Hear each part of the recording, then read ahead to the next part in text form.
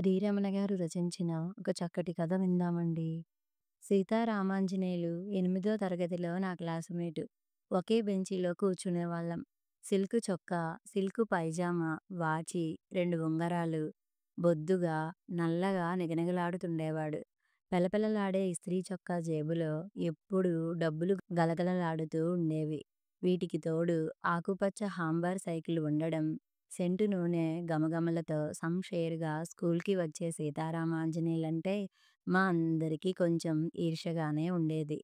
వీటన్నిటి వల్ల సంక్రమించిన దర్జా కాకుండా అసలు పెద్దరికం ఇంకోటి కూడా ఉంది అతనికి. అదేంటంటే ఈశ్వరయ్య అనే ఓ పెద్దాయనకి పిల్లలు లేకపోతే దగ్గర దాయాది పిల్లాడని సీతారామాంజనేయుల్ని దత్తు చేసుకున్నారు. ఆయన ఇప్పుడు కాసేపో అనే స్థితిలో ఉండి ఇంటి దీపం పెళ్లి కల్లారా చూడాలని తహతహలాడితే దత్తపుత్రుడి పెళ్లి ధనలక్ష్మితో జరిపించేశారు. అంచేత సీతారామాంజనేయులు మా స్కూల్ మొత్తం మీద పెళ్ళైన విద్యార్థి. ధనలక్ష్మి మా బళ్ళోనే 3వ క్లాసు చదువుతుండేది. ఈశ్వరయ్య గారొకటి తలిస్తే ఈశ్వరుడు వేరొకటి తలచాడు. ఇప్పుడో కాసేపో అనుకున్న ఈశ్వరయ్య గారు తిప్పుకుని, తేరుకుని యథావిధిగా దుకాణంలో కూర్చుని వ్యాపారం, వ్యవహారం చూసుకోవడం మొదలుపెట్టారు. గొడ్డొచ్చిన వేళ బిడ్డొచ్చిన వేళ అంటారు. మా సీతారాముడు వచ్చి నాకు ఆయుష్షు పోశాడు అని పెద్దాయన మురిసిపోయారు. ఆయన బతికిపోవడం బానే ఉంది కానీ, అకాల వివాహం రామాంజనేయులుకి కొంచెం ఇబ్బందిని, బోలెడు పెద్దరికాన్ని తెచ్చిపెట్టింది. అసలే అమిత మితభాషి. పైగా తనని విచిత్రంగా, కొంచెం హేళనగా అంతా చూస్తున్నారనే అనుమానం కొంత. ఎవరూ అతన్ని ఏరా అని పిలిచేవారు కాదు. నాతో కొంచెం చనువుగానే ఉండేవాడు. నేను మాత్రం ఏవోయ్ అని పిలిచేవాణ్ణి. అతనికి అప్పుడప్పుడు హోంవర్క్ దస్తూరి మార్చి నేను చేసి పెడుతుండేవాణ్ణి. దానికి బదులుగా గ్రౌండ్‌లో తన సైకిల్ మీద 3, 4 రౌండ్లు కొట్టడానికి ఛాన్స్ ఇచ్చేవాడు. ఆకుపచ్చ హాంబర్ సైకిలు, పైగా బ్రూక్స్ సీటు, డైనమో, తళతళలాడే నికెల్ స్పోక్స్‌తో కాసేపైనా దానిమీద సవారీ చేయడమంటే నా ప్రాణానికి చిన్న విషయం కాదు. ఒకరోజు సైన్స్ క్లాసులో కోడిగుడ్డులో భాగాలు చెప్పమని మాస్టారు అడిగితే, పై పెంకు మరియు కోడిపిల్ల అన్నాడు రామాంజనేయులు. సైన్స్ ఆయన రెచ్చిపోయి అతని పెద్దరికాన్ని పక్కన పెట్టి రామాంజనేయుల్ని బెంచి ఎక్కించారు. పాపం తల వంచుకుని వేలి ఉంగరాలు తిప్పుకుంటూ నిలబడ్డాడు. మూలిగే నక్క మీద తాటిపండు పడ్డట్టు సరిగ్గా అదే సమయానికి ధనలక్ష్మి గల్లుగల్లున గజ్జెల చప్పుడుతో పరుగున వచ్చి రొప్పుతూ, రోస్తూ తరగతి గుమ్మంలో నిలబడి, ఇదిగో రామాంజనేయులు, నాకు పెన్సిల్ కావాలి అని బిగ్గరగా అక్కడి నుంచే అరిచింది. ఒక్కసారి క్లాసంతా గొల్లుమంది. అసలే బెంచి మీద అవమాన భారంతో కుంగిపోతున్న రామాంజనేయులుకి నెత్తిన పిడుగు పడ్డట్టు అయింది. ఆకుపచ్చ పట్టు లంగా, పట్టు జాకెట్టు, మెడలో ఎర్రరాళ్ళ నెక్లెస్సు, కంటి నిండా కాటుక, గట్టిగా అల్లిన ఒంటి జడ. 8 ఏళ్ల ధనలక్ష్మి క్లాసు నవ్విన నవ్వుకి బిత్తరపోయి, తత్తరపడి గల్లుగల్లున పారిపోయింది. పాపం క్లాసు నిశ్శబ్దంగా ఉంది. ధనలక్ష్మి గజ్జెల చప్పుడు క్రమంగా దూరమైంది. మాస్టారు కోడిగుడ్డు పాఠం మళ్ళీ అందుకోబోతుంటే రామాంజనేయులు ఆంజనేయుడులా ఒక్కసారి డెస్క్ మీంచి కిందకి దూకాడు. రోషం కమ్మేసిన అతని ముఖం తుమ్మల్లో పొద్దు గూకినట్లుంది. చరచరా బయటకు నడిచి వరండాలో సైకిల్ స్టాండు పెద్ద చప్పుడయ్యేలా తీసి అక్కడే సైకిలెక్కాడు. వెళ్తూ క్లాసు గుమ్మంలో ట్రింగు ట్రింగుమని బెల్ కూడా కొట్టాడు. అంతటి వెర్రి ధైర్యం జరిగిన అవమానంలోంచి వచ్చిందే గాని పాపం అతను పెద్ద మనిషే. జరిగిందానికి మాస్టారు ఖంగు తిన్నారు. ఏమీ అనలేక, ఒరేయ్, వీడి పుస్తకాలు యావత్తూ తెచ్చి స్టాఫ్ రూంలో పెట్టు, రాస్కెల్ అని క్లాస్ లీడర్‌కి పురమాయించి తిరిగి కోడిగుడ్డు పాఠంలోకి వెళ్ళిపోయారు. ఆ తర్వాత మళ్ళీ సీతారామాంజనేయులు స్కూలు పక్కకి రాలేదు. ధనలక్ష్మి కూడా బడి ఆవరణలో మళ్ళీ కనిపించలేదు. ఎటూ కొట్టు మీద నాకు సొంత మనిషి అవసరమే, కాస్త మంచి చెడు, లాభం నష్టం తెలుసుకుంటాడు అని ఈశ్వరయ్య గారు సరిపెట్టుకున్నారు. ఎప్పుడైనా వాళ్ళ దుకాణానికి వెళితే రామాంజనేయులు కనిపించేవాడు. మాట మంచి ఉండేది కాదు. ఏదో ముక్తసరిగా ఒక చిన్న నవ్వు తప్ప. సీతారామాంజనేయులు స్కూల్ మానేయడం వల్ల అప్పుడప్పుడు హాంబర్ సైకిల్ తొక్కే అదృష్టం నాకు పోయింది. 10వ తరగతి తర్వాత ఇంటర్‌కి పక్క ఊరు వెళ్ళాలి. అప్పుడు ఎటూ సైకిల్ యోగం పడుతుందని ఆనందపడుతున్న తరుణంలో మా స్కూల్‌ని జూనియర్ కాలేజీ చేశారు. నా చదువుతో పాటు దరిమిలా డిగ్రీ కాలేజ్ కూడా అయింది. ఇహ జన్మకి సైకిల్ యోగం లేదని అర్థమైపోయింది. అత్యవసర మార్కులతో ఏదో గట్టెక్కాం అనే లెక్కలో మెల్లిగా డిగ్రీలోకి వచ్చి పడ్డాను. అసలు నాకు రామాంజనేయులు స్ఫూర్తితో చదువు మానేయాలని కోరిక ఉండేది. అయితే రామాంజనేయులు వాళ్ళ నాన్న తీసుకున్నంత తేలిగ్గా మా నాన్న తీసుకోకపోగా, వాళ్ళకంటే వ్యాపారాలున్నాయి, మనకేం ఉంది బూడిద, ఎన్టీఆర్ పుణ్యమా అని కరణీకాలు కూడా పోయాయి, అక్షరం ముక్క లేకపోతే అడుక్కు తినాల్సిందే అని చాలా ఘాటుగా దీవించాడు. ఒకరోజు ఈశ్వరయ్య గారికి ఈశ్వరుడి ఆజ్ఞ అయింది. ఆయన పోయాక తెలిసిందేమంటే, ఎటూ ఎవడో పరాయివాడికి పోయేదే కదా అని చేరదీసిన గుమాస్తాలు నలుగురూ కలిసి దుకాణం దోచేశారని, కరిమింగిన వెలగపండులా అయిందని, ఇవ్వాల్సిన బాకీలకి, రావాల్సిన జమలకి సరికి సరి, హల్లీకి హల్లీ, సున్నాకి సున్నా అయింది. దుకాణం మూతపడింది. 20 ఏళ్ల సీతారామాంజనేయులు, 17 ఏళ్ల ధనలక్ష్మి మిగిలారు. దత్తపుత్రుడు అవడం వల్ల ఈశ్వరయ్య గారి వంశం మాత్రం మిగిలింది. ఒకరోజు సెంటర్‌లో కనిపించి, మీకోసమే చూస్తున్నా, ఒకసారి మా ఇంటికి వస్తారా అన్నాడు రామాంజనేయులు. వెళ్ళాను. అంగడి వీధిలో ఇంటి మీద ఇల్లు. అందులో ఒక చిన్న గది ముందు రేకుల వరండా. ఇంట్లో అడుగుపెట్టగానే, ఇదిగో ఆయనొచ్చాడు అన్నాడు రామాంజనేయులు ముక్తసరిగా. అంతకు ముందు నా గురించి ఏం చెప్పాడో తెలియదు. కూర్చో అన్నయ్యా, నీతో కొంచెం మాట్లాడాలి. లోపల నుంచి రేకుల వరండాలోకి వస్తూ అంది ధనలక్ష్మి. ఆ రోజు ఎప్పుడో బుట్టబొమ్మలా ఉన్న ధనలక్ష్మిని క్లాస్ రూమ్ గుమ్మంలో చూడడం తప్ప మళ్ళీ ఎప్పుడూ చూడలేదు. ఇదే మళ్ళీ చూడడం. వయసుకు మించిన పెద్దరికం, మాటల్లో ఎంతో పొందిక స్ఫురించింది. మా పరిస్థితి మీకు తెలిసే ఉంటుంది. ఉన్నట్టుండి వీధిన పడ్డాం. ఏం చెయ్యాలో పాలుపోవడం లేదు. మీ ఫ్రెండ్ సంగతి తెలుసుగా. అదేమన్నా అంటే ఏ కొట్టులోనో పొట్లాలు కట్టే ఉద్యోగం చేస్తానంటాడు. నా వల్ల చదువు చెట్టెక్కిందంటాడు. చీమలకి చక్కెర దొరగ్గాలేంది మనుషులం, మనకి 4 మెతుకులు దొరకవా అని ధైర్యం చెప్పబోతే, ఉన్నదుండగా నాకో గుదిబండను నిన్ను తగిలించారు అని చిరాకు పడతాడు. ఎంత చెడ్డ ఈశ్వరయ్య గారి దత్తుడంటారు గదా. సర్లే, ఆ సోది ఆపి అసలు విషయం చెప్పు అన్నాడు సూటిగా రామాంజనేయులు. ఏం లేదన్నయ్యా, ఇక్కడే ఈ వసారాలో పిండిమర పెట్టాలని యోచన చేశాం. ఊళ్ళో ఎక్కడా లేవు కదా, గిరాకీ ఉంటుందని ఆశ. మిషన్ 10,000 అవుతుందన్నారు. నగా నట్రా అమ్మితే అంతవరకు వస్తుంది కానీ, కరెంటు సామానుకి 3,000 అవుతుందిట. అందుకని మరకి 3,000 తగ్గుతుంది. నువ్వు కాస్త మీ ఫ్రెండ్‌తో బెజవాడ వెళ్ళి కంపెనీ వాళ్ళకి నచ్చచెప్పి తగ్గే 3,000 వాయిదాల మీద తీసుకునేట్టు ఒప్పించాలి. మీ రామాంజనేయులు రెండో ముక్క మాట్లాడితే నాలిక అరిగిపోతుందనుకుంటాడు. కాస్త నువ్వు సాయం వెళ్ళి ఈ పని సానుకూలం చేసి పెట్టాలన్నయ్యా అడిగింది ధనలక్ష్మి. ఓ, దానికేం భాగ్యం. కంపెనీ వాళ్ళు అంత మాత్రం వాయిదాలు ఇస్తారులే అని భరోసా ఇచ్చాను. వారం తిరక్కుండానే పిండిమర బిగించారు. ఊళ్ళో 10 మందికి తెలియడానికి అట్టే రోజులు పట్టలేదు.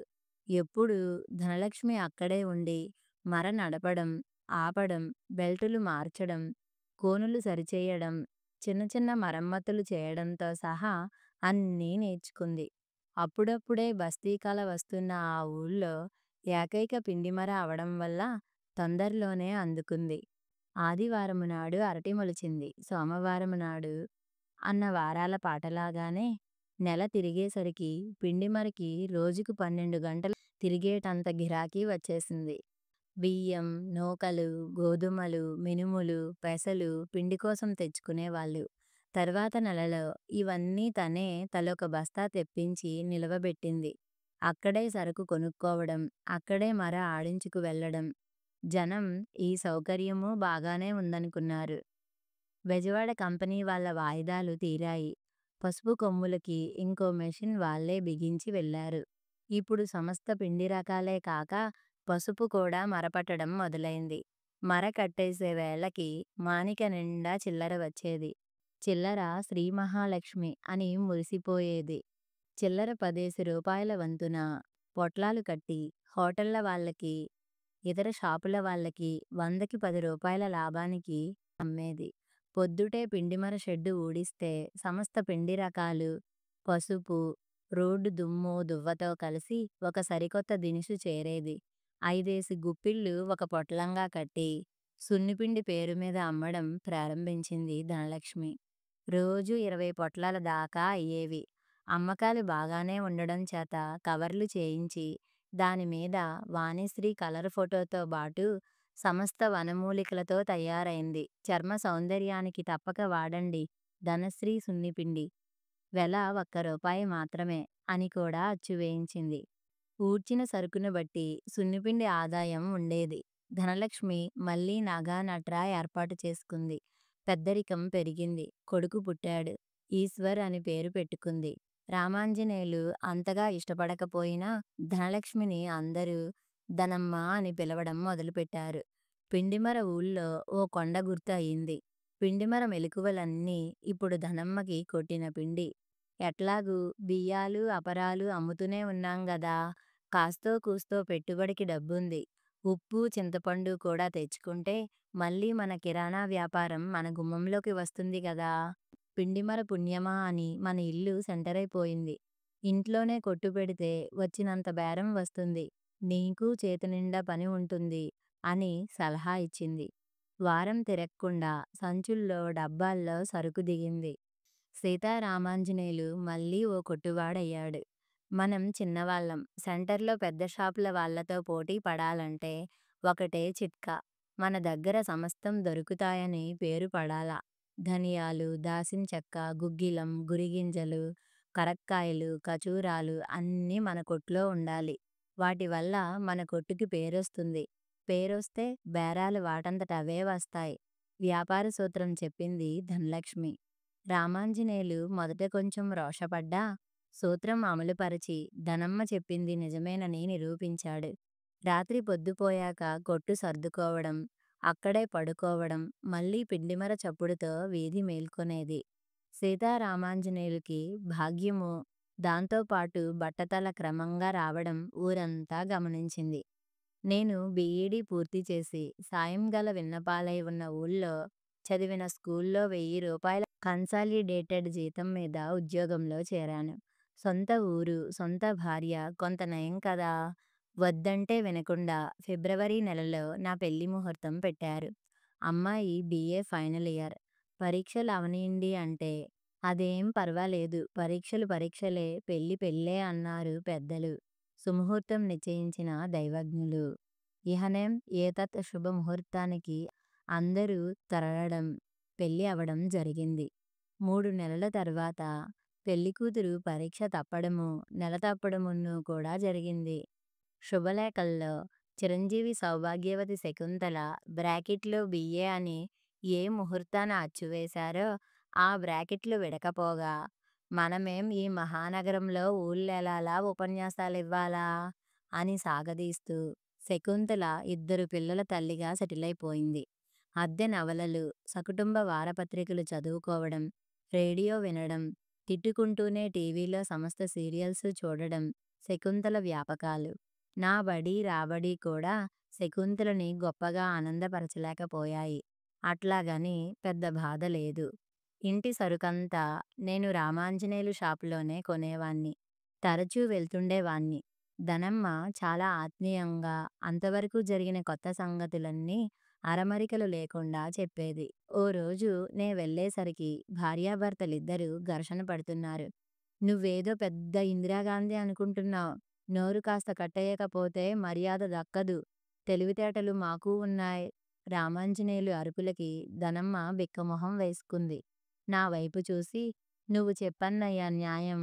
ప్రతిదానికీ నేను అరుస్తానంట. రోజంతా పిండిమరలో ఉంటే గొంతు పెంచి మాట్లాడడం అలవాటైంది. అది కూడా అపచారమేనా? ధనమ్మ సంజాయిషీకి ఏం బదులు చెప్పాలో తెలియక తికమక పడుతుంటే మాట మార్చకు. నీకు మొగుడు మీద లక్ష్యం ఉంటే రాత్రి అట్టా చేస్తావా? అని కసిరాడు మళ్ళీ. ఏంటి తప్పు? మంత్రసానితనం ఒప్పుకున్నాక ఏదొచ్చినా పట్టాలా? అన్నయ్య జరిగింది చెబుతా. ఎవరిది తప్పో నువ్వు చెప్పు. నిన్న అర్ధరాత్రి వేళ నాయుడుగారు సాయంగా వచ్చి తలుపు తట్టి వైద్యానికి సొంటికొమ్ము కావాలంటే ఈ మగాడు కిటికీలోంచి లేదన్నాడు. నేను ఉంది అన్నాను. డబ్బాలన్నీ గాలించి నాయుడుగారికి సొంటిపిక్క ఇచ్చాను. 10 పైసల బేరానికి కక్కుర్తి పడ్డావని తెల్లార్లు నన్ను సాధించాడు. పైగా పెద్దాయన దగ్గర ఈయనగారి మాట పోయిందట. మీ ఫ్రెండ్ పెద్ద తెగోదారు నేను కక్కుర్తిముండని అంటూ ఎక్కిళ్ళు పెట్టింది ధనమ్మ. అప్పుడేమో గుదిబండా గుదిబండా అన్నాడు. ఇప్పుడు చూస్తే ఈ తీరు. ఇహ చాల్లే నోర్మొయ్ అన్నాడు మితభాషి. నేను ఏ తీర్పూ చెప్పలేదు.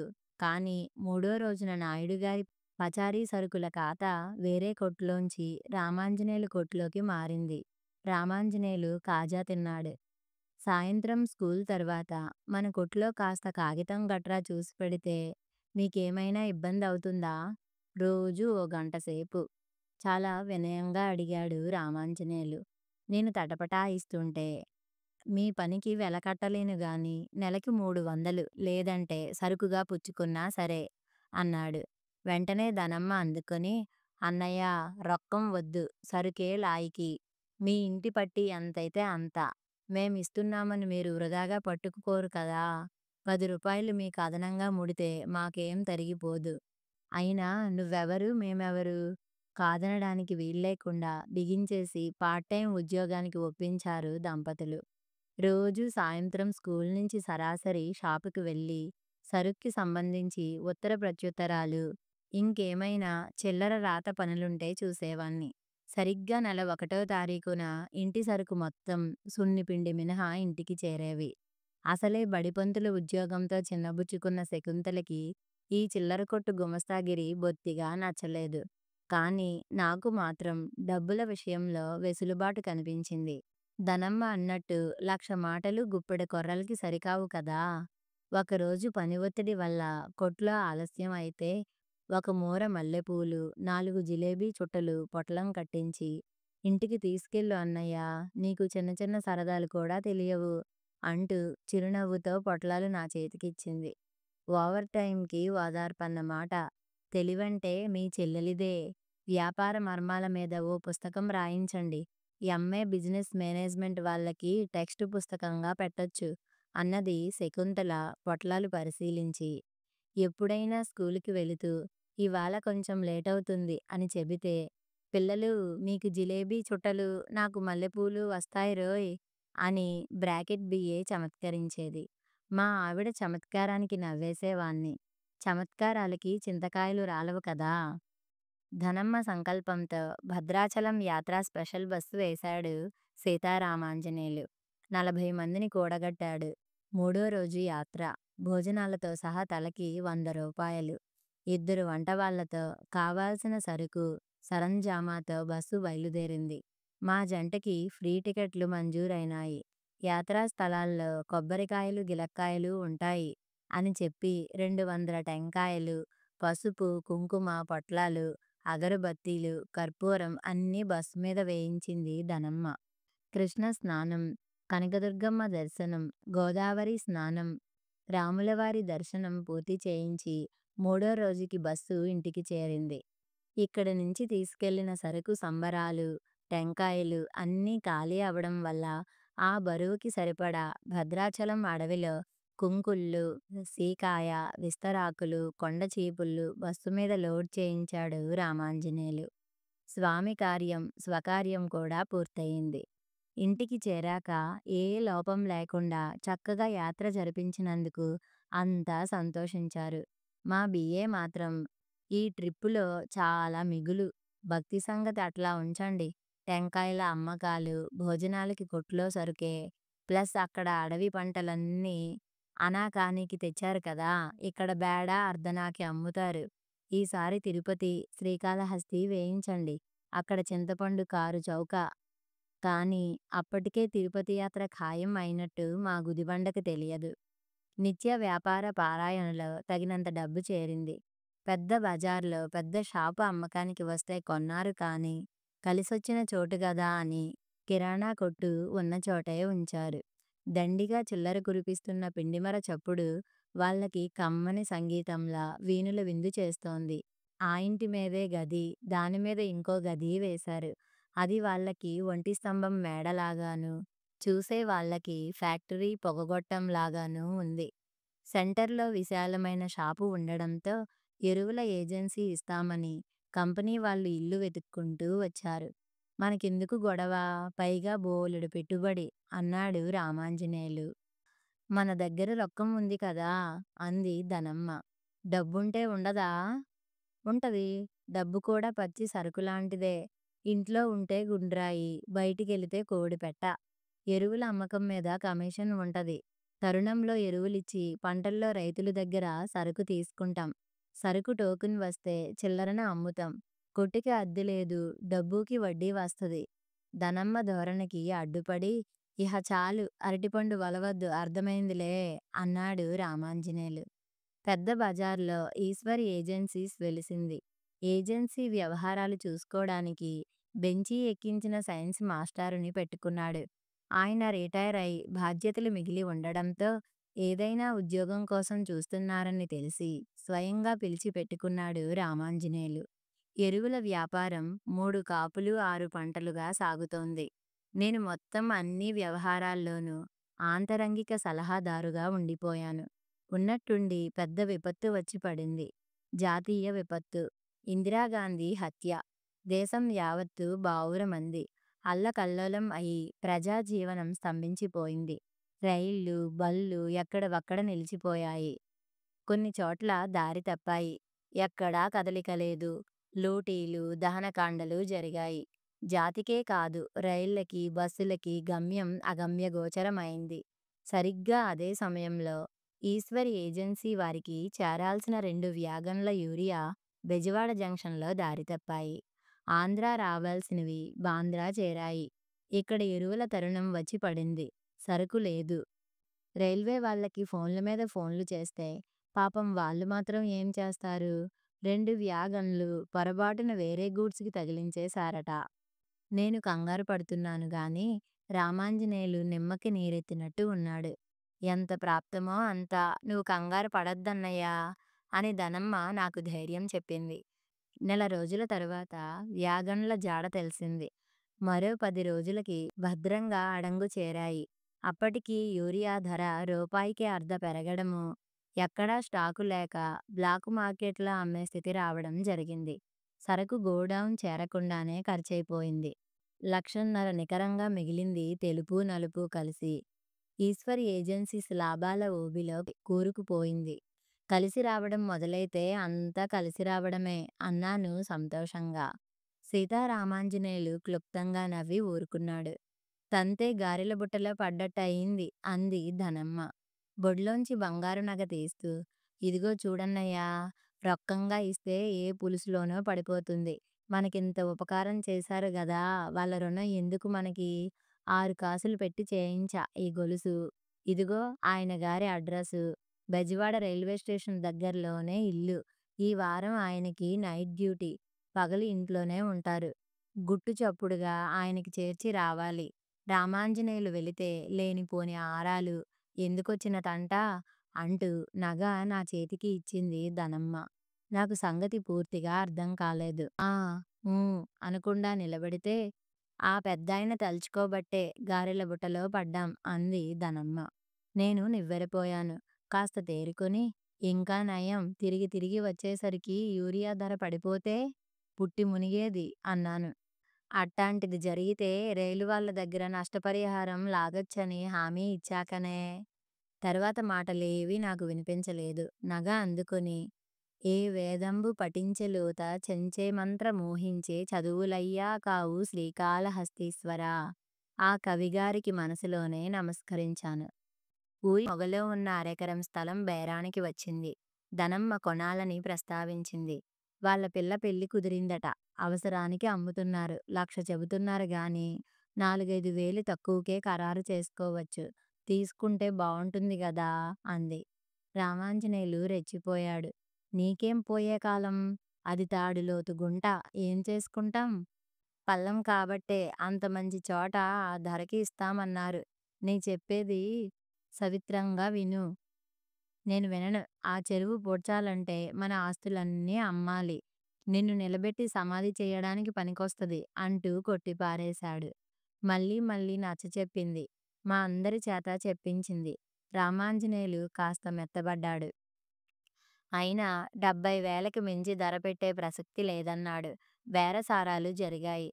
చివరికి 72,250కి రామాంజనేయులు సరే అన్నాడు.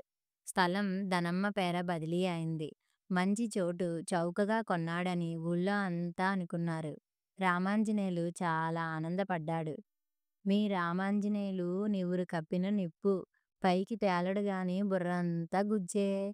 మా మగపురుషుడు మంకుపట్టుతో కూచోబట్టి ఆ ధరకి నిక్షేపం లాంటి స్థలం వచ్చింది.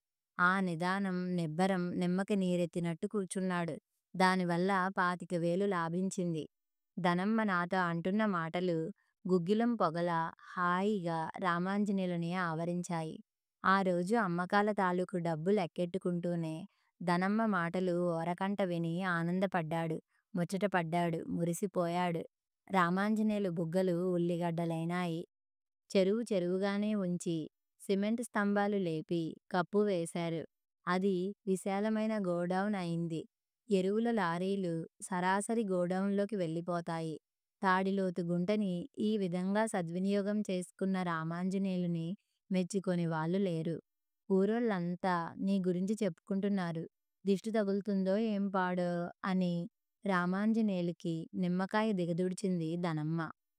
రామాంజనేయులు ఎరువుల కొట్టుకు వెళ్ళగా చూసి, ఈ మధ్యన మీ ఫ్రెండ్ మొహం మతాబులా వెలిగిపోతోంది చూసావా అన్నయ్యా అంది ధనమ్మ. అవును మరి, స్థలం చౌకగా కొన్నాడు. బ్రహ్మాండమైన ఐడియాతో గుంటని గోడౌన్ చేశాడు అని నేనంటే ధనమ్మ మొహం చిన్నబుచ్చుకొని, అన్నయ్య కడుపు చించుకుంటే కాళ్ళ మీద పడుద్ది.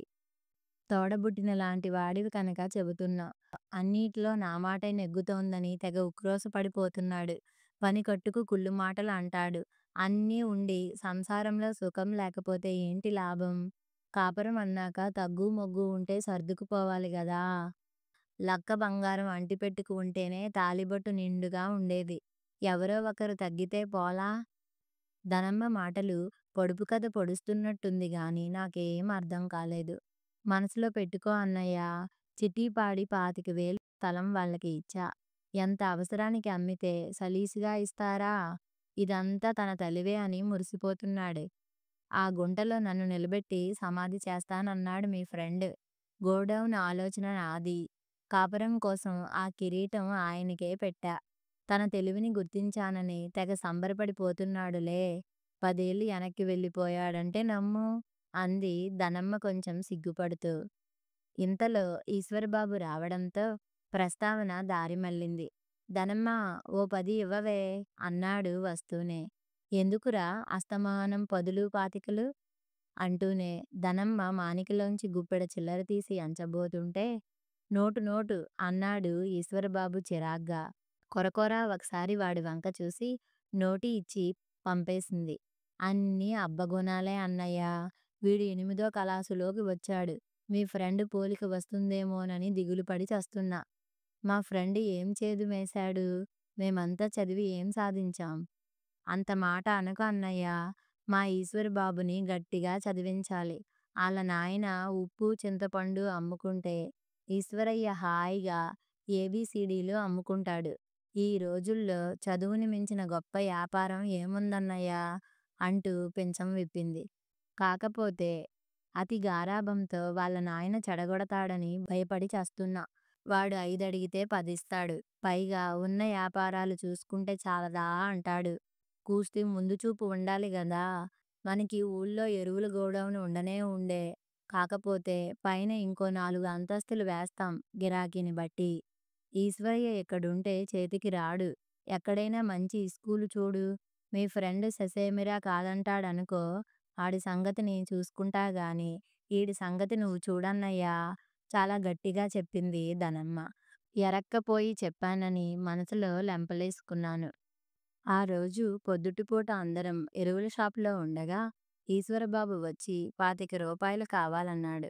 అడిగినంత ఇస్తా గాని ఓరయ్యా బాగా చదువుకో.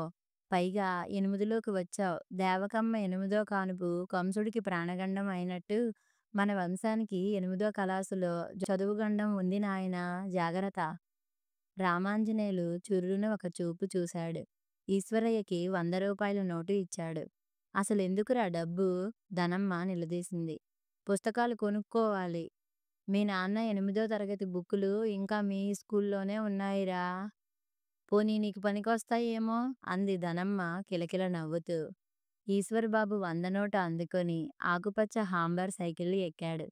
ఎరువుల వ్యవహారం చూస్తున్న మాజీ సైన్స్ మాస్టారు ధనమ్మ మాటలకి వచ్చిన నవ్వు లౌక్యంగా ఆపుకున్నారు. నేను ముఖం తిప్పుకొని దిక్కులు చూస్తూ నిలబడ్డా. అంతా విని అందర్నీ గమనిస్తున్న రామాంజనేయులు మీసాలు మిరపకాయలైనాయి. ముక్కుపుటాలు ఎగిరిపడ్డాయి. ధనమ్మ వంక దెబ్బతిన్న పులిలా చూశాడు. కాసేపటికి నిబ్బరించుకున్నాడు. నా దగ్గరికి వచ్చి ఈశ్వరయ్యని ఎక్కడైనా హాస్టల్లో ఉన్న మంచి స్కూల్లో వేయాలండి. ఇక్కడ ఉంటే ఆడాళ్ళ గారాబానికి గాడిదైపోతాడు. ఎక్కడ బావుంటుందో కాస్త వాకబు చెయ్యండి. ఎంత ఖర్చయినా పర్వాలేదు అన్నాడు రామాంజనేయులు రోషంగా, ధాటిగా, తిరుగులేని నిర్ణయం తీసుకున్న మగాడిలా. ధనలక్ష్మి హమ్మయ్య అనుకుంది తను నెగ్గినందుకు.